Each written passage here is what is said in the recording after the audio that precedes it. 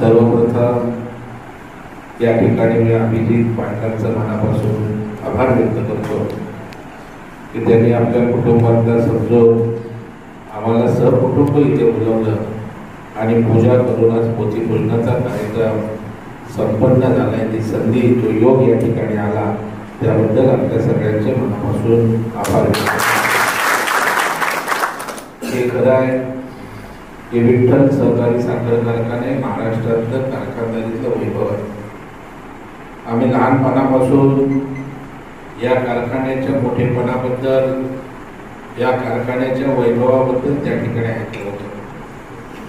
मध्यंतरीचा काळ असा आला की कारखान्याला गरगर लागली आणि आपल्याला काही लोकांना कल्पना असेल की मी इकडे सभा घ्यायला पण काही गावागावात आलो होतो।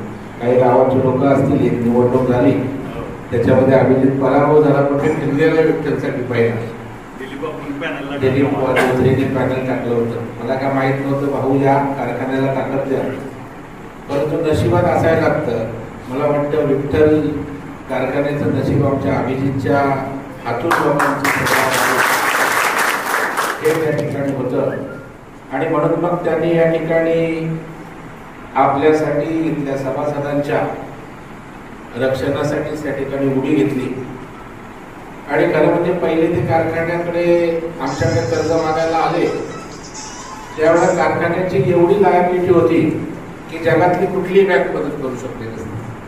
परंतु मला अभिजित मध्ये एक वेगळा स्पार्क दिसत होता, करण्याची उमेद त्याच्यामध्ये होती आणि म्हणून जर योग्य वेळी या ठिकाणी ताकद दिली गेली नाही तर कारखानाही त्या ठिकाणी अडचणीत राहील, इथल्या सभासदांवर कायमचं संकट त्या ठिकाणी राहील आणि एक उमदा नेता त्या ठिकाणी उदयाला येतोय, तोही त्या ठिकाणी मागे जाईल, नावभेद होईल आणि मग असं करताना हा कारखाना या ठिकाणी उभा राहिला। आपण सगळ्यांनी या ठिकाणी अभिजितच्या नेतृत्वावर विश्वास ठेवला, या कारखान्याचं नेतृत्व त्यांच्याकडे दिलं। मी पहिला मुली टाकायच्या कार्यक्रमाला मी त्या ठिकाणी आलो होतो, आपले शाजीबाबू पण होते मला, आणि तिथपासून आपल्या विश्वासाला तडा न जाता या ठिकाणी अभिजित काम करताना मला दिसतोय। एक कारखाना करताना दुसरा कारखाना, असं करत करत आज या ठिकाणी कारखानदारीशी संबंध नसताना, साखर कारखानदाराच्या पोटी जन्माला आले असताना केवळ तुमच्या विषयी प्रामाणिक त्याच्या मनामध्ये संवेदना होती, म्हणून आज कारखाना या ठिकाणी प्रगतीकडे जाताना दिसतोय आणि शेवटी आम्ही कारखान्यानंतर मदत करत असतो। खरं म्हणजे मुंबई जिल्हा मध्यवर्ती बँकेचं कार्यक्षेत्र मुंबई, परंतु या ठिकाणी ग्रामीण भागातले कारखाने अडचणीत आले तर त्या ठिकाणी त्या कारखान्यांना ताकद देणं, त्यांना ऊर्जित अवस्था आणणं, त्यांचं एक्सपान्शन असेल, आम्ही मदत करत असतो।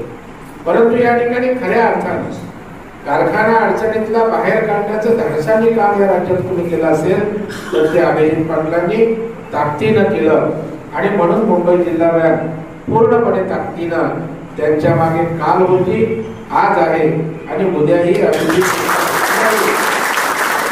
कामासाठी त्या ठिकाणी आम्ही आपल्या सोबत असो हा विश्वास देतो।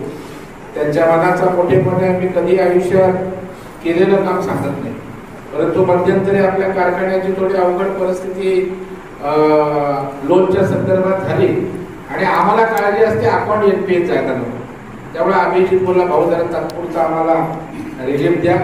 आपण ती वेळ काढून नेली, नंतर अभिजितने सर्व आपलं ते अकाउंट त्या ठिकाणी अत्यंत सुस्थितीत आणलं।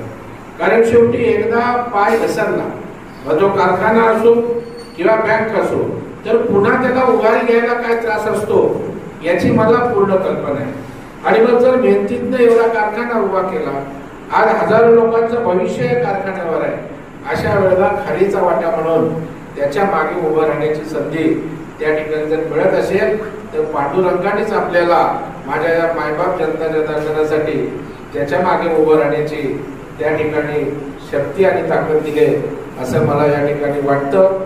आज विठ्ठल एवढा त्यांना पावला की आज विठ्ठल कारखान्याचा चेअरमन होत असताना विधिमंडळाच्या सभागृहात येण्याचं काम आपण सगळ्यांच्या आशीर्वादानं त्या ठिकाणी अतिशय उत्तम पद्धतीनं त्या ठिकाणी विधिमंडळात कामकाज चालू आहे, विधानसभेच्या आपल्या तालुक्यामध्ये मतदारसंघात काम सुरू आहे आणि शेवटी अशा प्रकारे काम करणारे आमदारच ग्रामीण भागात हवे.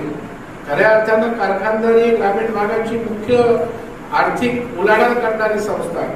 परंतु दुर्दैवानं कारखाने, सहकारी साखर कारखाने खाजगी चालले, परंतु सहकारी कारखाना अडचणीत यायला लागले. का बाबा? तोच कारखाना, तीच जमीन, तीच मशिनरी खाजगी झाला की चालतो, सहकारी असला की त्या ठिकाणी का चालत नाही, याचं आत्मपरीक्षण केलं पाहिजे. कारण लोकांची चिंता नाही. मला कारखाना नफ्यासाठी पाहिजे, मला कारखाना श्रीमंत होण्यासाठी पाहिजे, मला माझ्या पिढ्यांसाठीच्या उद्धारासाठी कारखाना पाहिजे.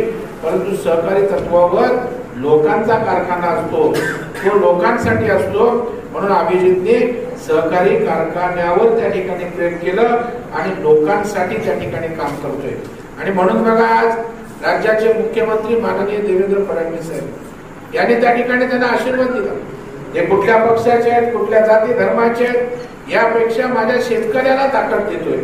माझ्या शेतकऱ्याचा ऊस उत्पादक शेतकरी आहे, त्याला जर कारखाना चालला नाही तर त्याच्यावर आर्थिक संकट येईल, त्याच्या घरचा संसार कसा चालावा त्याच्यावर उपासमारची पाळी येईल.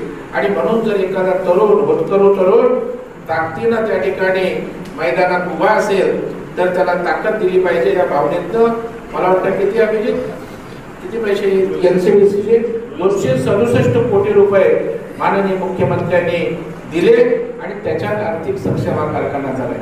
मला वाटतं अत्यंत चांगलं व्यवस्थापन आहे.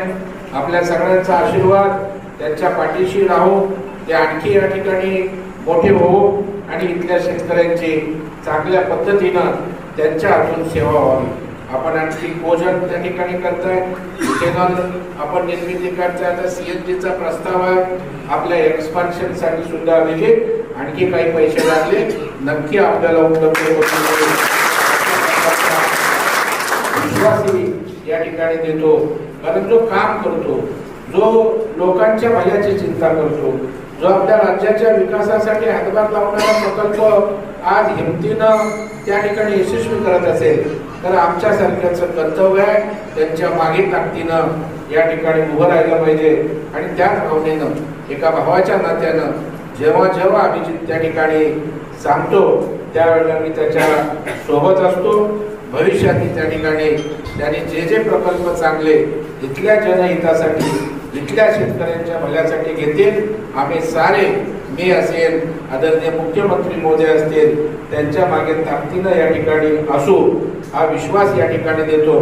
खरं म्हणजे मुख्यमंत्रीच या ठिकाणी येणार होतात, अभिजितची तशा प्रकारची अपेक्षा होती, परंतु त्यांचा प्रतिनिधी म्हणून का होईना यायची संधी मला या ठिकाणी मिळाली.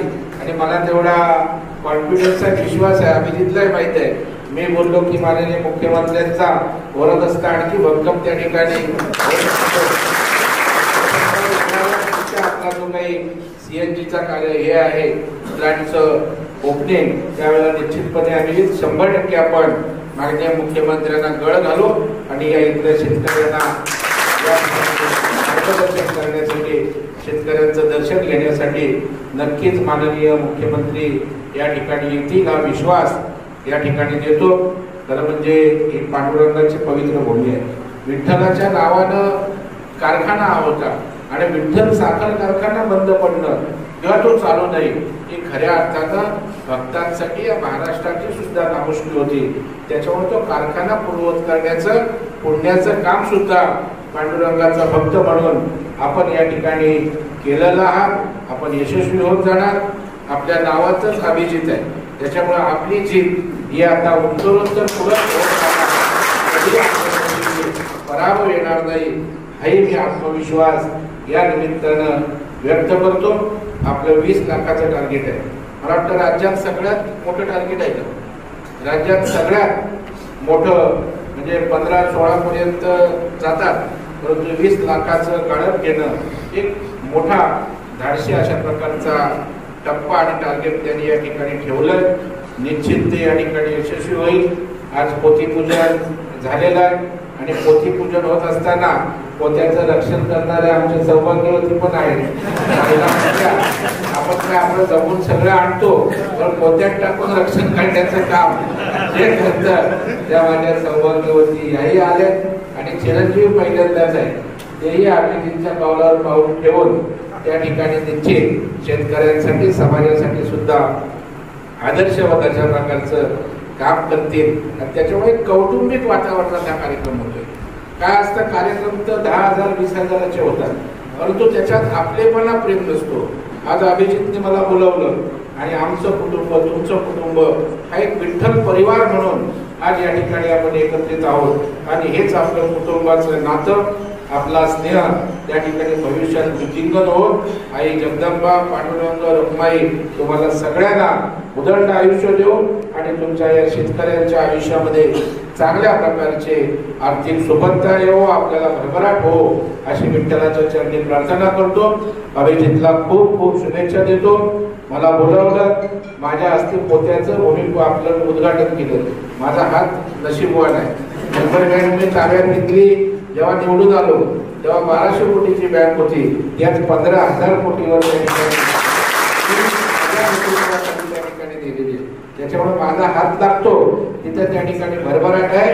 आपलं 20 लाखाचं टार्गेट पूर्ण होईल म्हणजे होईल, त्यासाठी मनापासून या ठिकाणी शुभेच्छा देतो.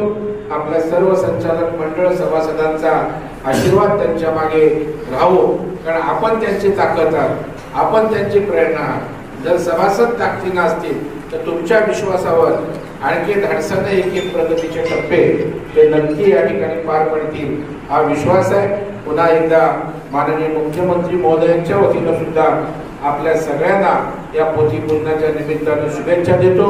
मला या ठिकाणी बोलावलं, आपले पदानं सन्मानित केलं, मान दिला, त्याबद्दल सगळ्यांचं मनापासून आभार व्यक्त करतो आणि आपल्या सगळ्यांना खूप खूप शुभेच्छा.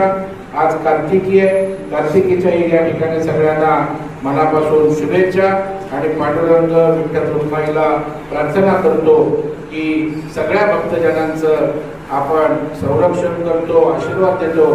माझ्या या पांडुरंगाच्या भूमीतील या शेतकऱ्यांना पण उदंड आयुष्य आणि त्यांना यश मिळो, पांडुरंगाचा आशीर्वाद आपल्या सगळ्यांना मिळो. खूप खूप शुभेच्छा. धन्यवाद.